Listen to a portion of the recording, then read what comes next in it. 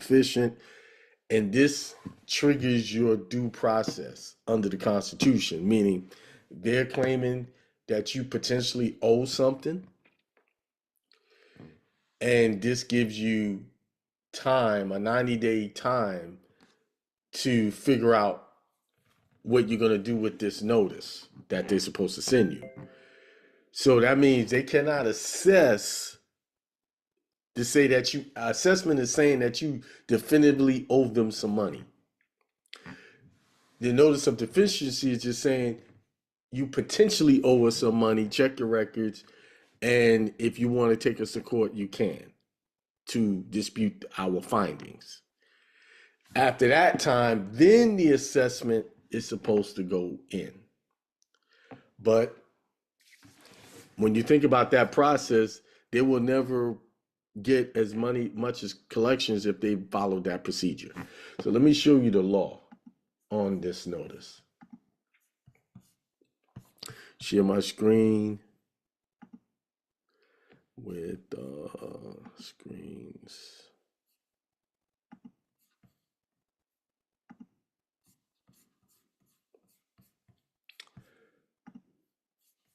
There's the, can y'all see that?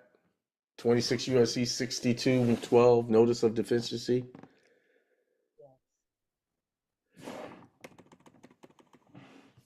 I could barely hear whoever that was. Make sure my sound is good. Yes, you good. It's up. Okay, got it. All right. So 26 USC section 6212 says notice of deficiency. If the secretary determines that there is a deficiency in respect of any tax imposed by subtitles A, B, or chapter 41, 42, 43, or 44, he is authorized to send notice of such deficiency to the taxpayer by certified mail or registered mail.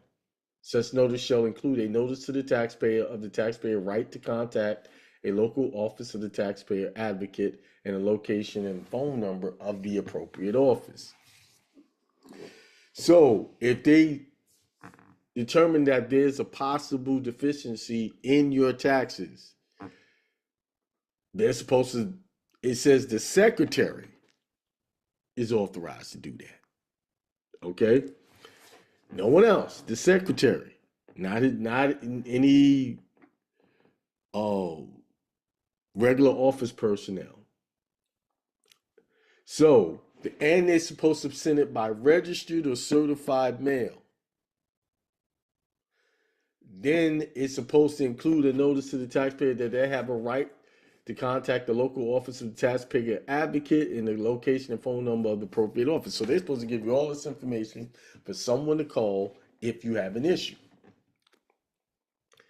So here's B, address for notice of deficiency. Income and gift taxes and certain excise taxes in absence of notice to the secretary under section 6903 of the existence of a fiduciary relationship, notice of deficiency in respect of tax imposed by subtitle A, chapter 12, chapter 41, chapter 42, chapter 43, or chapter 44, if mailed to the taxpayer at his last known address, shall be sufficient for purposes of subtitle A, chapter 12, chapter 41, chapter 42, chapter 43, chapter 44. In this chapter, even such taxpayer is deceased or is under legal disability, or in the case of a corporation has terminated its existence. So all of these rules are in reference to this letter. So I'm not going to read all of them because this, all of these laws are long. So let's go down to check section C of this. C1, general rule.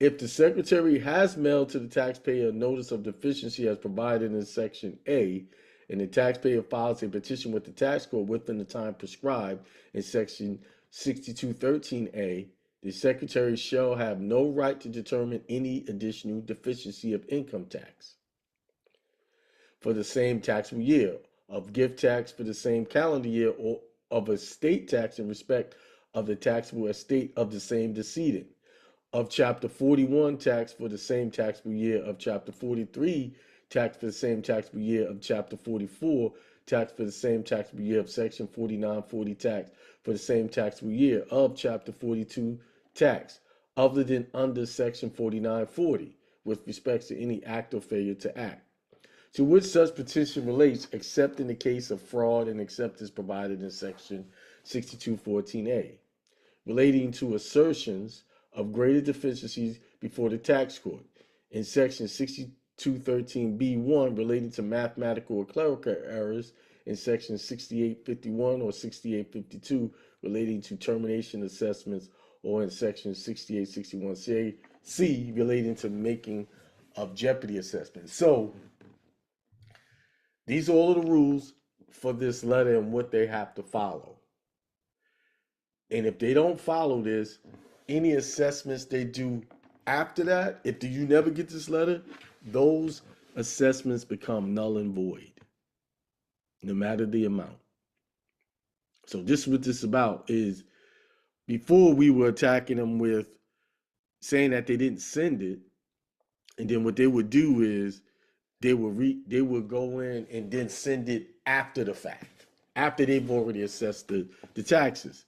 But I was still able to win where people got checks back. One person, they did it, and they were taking money out of their check through a lock-in letter, but he got $27,000 back by way of a check. But this method now is more precise because if y'all could pull up those templates, y'all can see them. And you'll be able to see. Then in D, it says, the secretary may, with the consent of the taxpayer, rescind any notice of deficiency mailed to the taxpayer. Any notice so rescinded shall not be treated as a notice of deficiency for purposes of Section C1 relating to further deficiency letters restricted. And that static are being sacrificed. And that's if your stuff's not available, they can't hear. Sometimes you gotta feel your way through the dark, and I struggled all the way up into the minute. Peace, prosperity, and extreme wealth to all you guys. This is Hindsight Radio. I represent it. The information station changing the nation.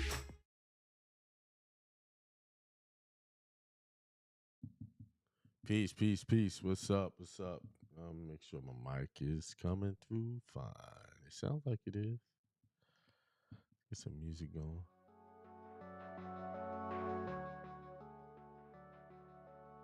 Welcome to Inspiration Sunday. This February the 8th, 2026. Hope everybody's doing good. Hope you are working diligently towards your goals.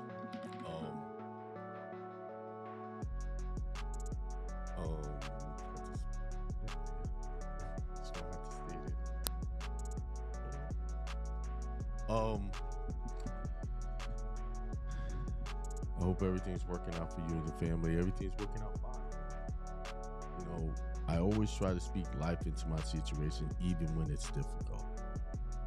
Remember that. Always try to speak life into your situations, even when it's difficult. Because the moment you speak against your situation negatively, you're going to keep seeing more of that. So if you're having serious financial issues, you're having relationship issues, you're having any issues at all, check your thoughts. Check your thoughts. And I'm going to say something. And I said, you've already won, right? Now let me clarify what I mean when I say you've already won. Whatever you're thinking, whatever your dominant thought process is, you're winning that. See, I don't want you to think when I say you already won it, oh, you want something good, you want something. You're winning at whatever you're thinking. Whatever you holding on to, you are winning that. You've already won that. So if you want things to change and you don't like how you're seeing things, how it's playing out, change your thoughts. That's where it all starts. Because from the thought process, you make decisions based on what you see, how you feel something is. You're going to make decisions. You're going to say things. You're going to do things. And I realize this is a very difficult concept to grasp for most people because we're so prone and programmed to believe that life is happening to us. It's just things are just happening. Unforeseen occurrences are happening, befalls us all. We don't know what's going to happen. I can tell you what's going to happen. I sit down and talk to you and hear how you talk. I can tell you what's happening quickly. If you are a person who's full of I can'ts and this ain't never working for me, things are always bad. Yeah, you're right. You won. You won that idea. You're winning. The very ideas that you're holding on to, you're winning them because you believe that it's bad. The moment you change your thoughts and renew your mind and say, things are not bad, things are great.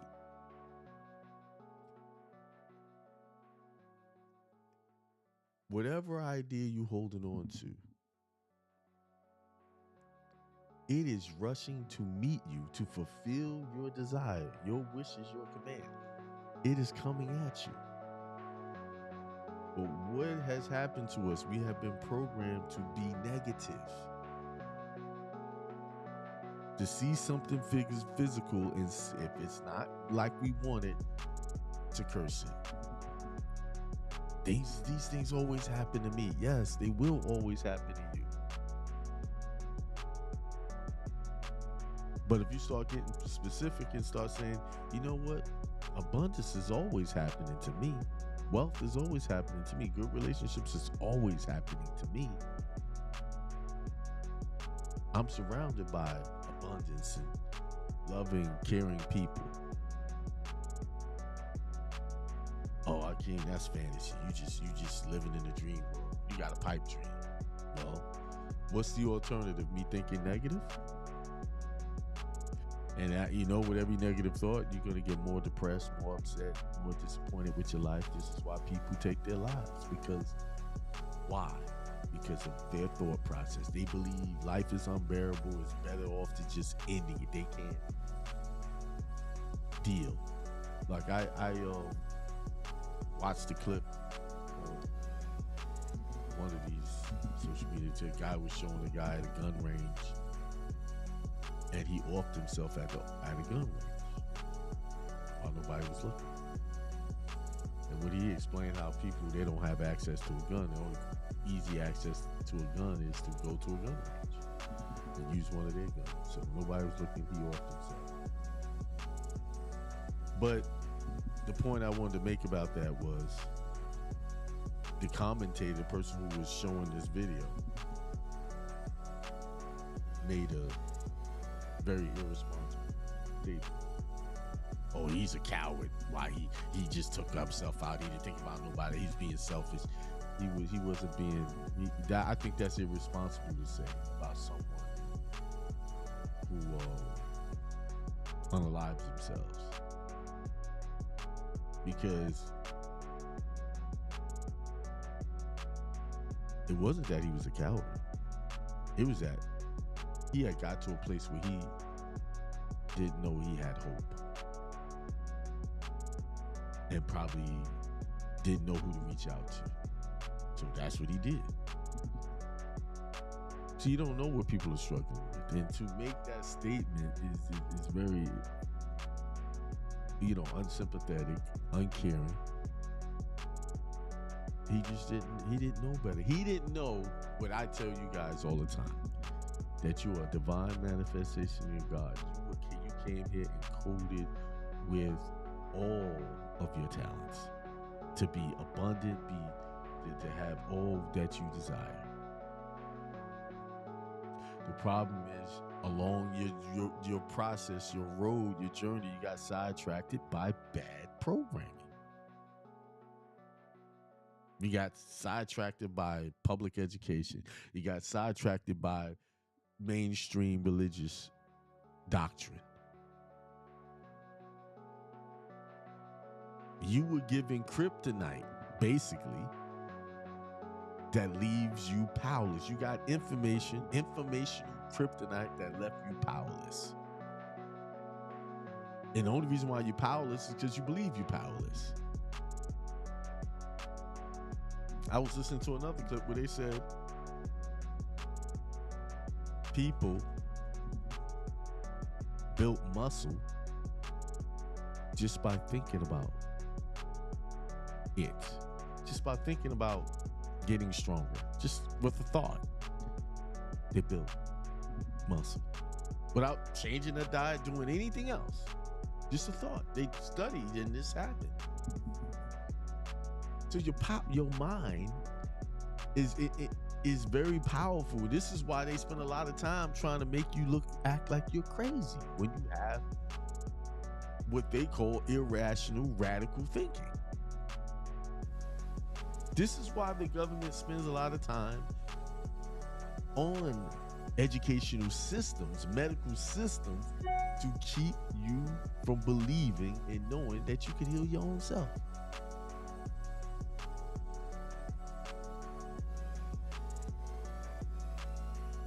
Long as you believe that all your healing comes from some institution that they created, that's where you're going to go and get healing. And as you know, that's not a healing system. It's a treatment system to manage your health care, to keep you sick enough to keep coming back for more medication, period. That's what it is. And the top 3 in killing people. Medical intervention is the number 3 killer in this country.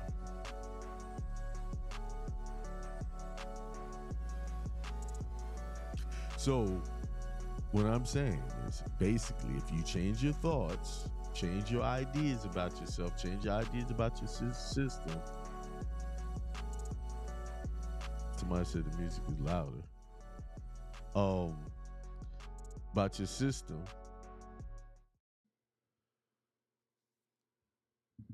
Change it and keep them dominantly positive, and pray in the way that you've already won. You know, you pray to God for what you want as if he's already done it for you, because he has already done it. If your mind can conceive it, it's there. It's already done. Okay. So what you do is give thanks for it being already done. So let's just say you won a certain amount of money. You know, 10 grand. Let's say 10 grand. Thank you, God, for giving me this, allowing me to receive this $10,000, and may I use it wisely. Thank you for that. Thank you. Whatever it is, you thank it as if it's already done. And then from there, you leave it alone and know that it's done. The problem is we come in and interfere with it coming to us because what we do is doubt that it's coming. A lot of the people that Christ tried to heal didn't get healed right away because of their doubt, especially the one with the blind man. He said, could you see he was hazy? Because he really didn't have his faith intact. And once his faith matched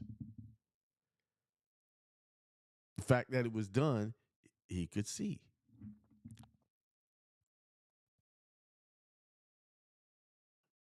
It is your faith that heals you. It is your faith that's bringing you wealth. It is your faith. Some of you are struggling in your businesses, or you believe you're struggling. Take that out of there. Stop saying I'm struggling. Stop saying it's hard. Stop it. Stop believing in the hardness of it.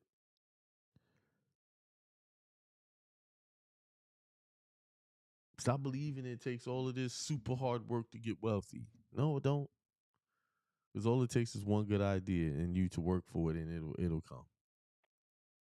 One good idea. Keep at it. Because that's all you need is one. One good idea. You don't need many. You just need one good idea. And you keep plugging away until that one idea pops. And then once it pops, you stick with it.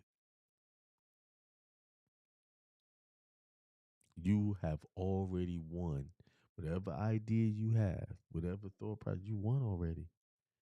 Life is bringing you everything that you are believing you deserve, you should have. And if you don't have it somewhere in your energy, in your field,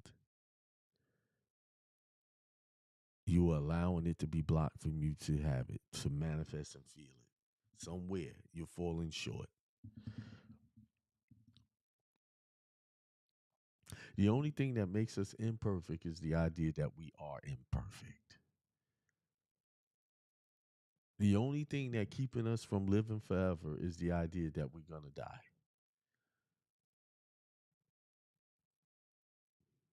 Think about that. The only thing that's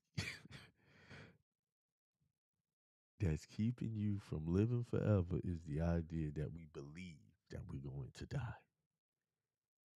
And so we die. Because that's what they taught. You're a sinner. You're going to die your sins. You better get right so when you go to heaven, we've been programmed to believe that we are going somewhere in the great yonder. And because we believe that, everything we do is working towards that belief.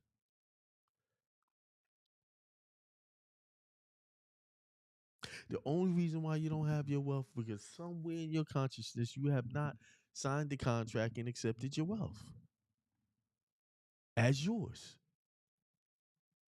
Because somewhere there's a thought that I don't got it yet.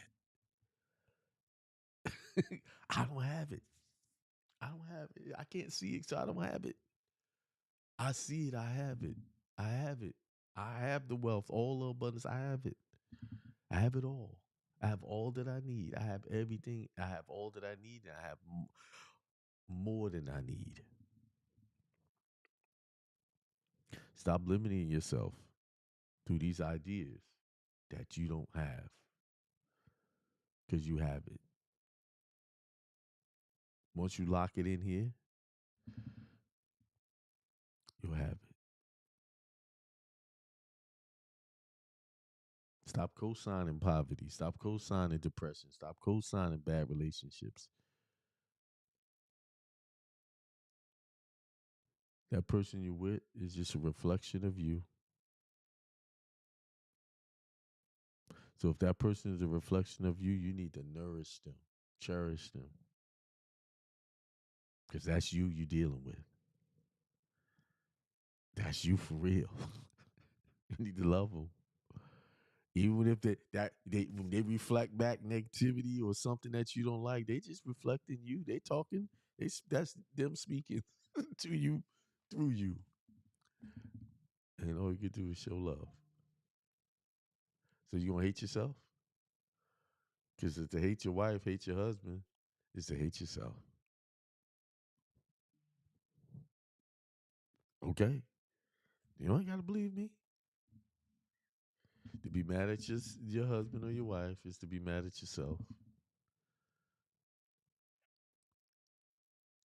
Try this. Next time your other half is reflecting something that's not making you feel good, just stop. Say, I love you. Just look at them with genuine smile on your face and see what happens. All right. I got on a little late because I was dealing with the chief of the tribe, speaking with her about some situation that need to be rectified in the tribe with one of the members. So I'm gonna cut this short because I gotta get prepared to even call them and talk to this person who's having some issues. And when you're part of a tribe, you got responsibilities. Everyone's got their responsibilities. I am the part of the council of the tribe, so they call me with these when they have their issues. When it comes to land ownership, land possibly losing land and stuff like that. So it's really a privilege. I'm really grateful and thankful. But anyway,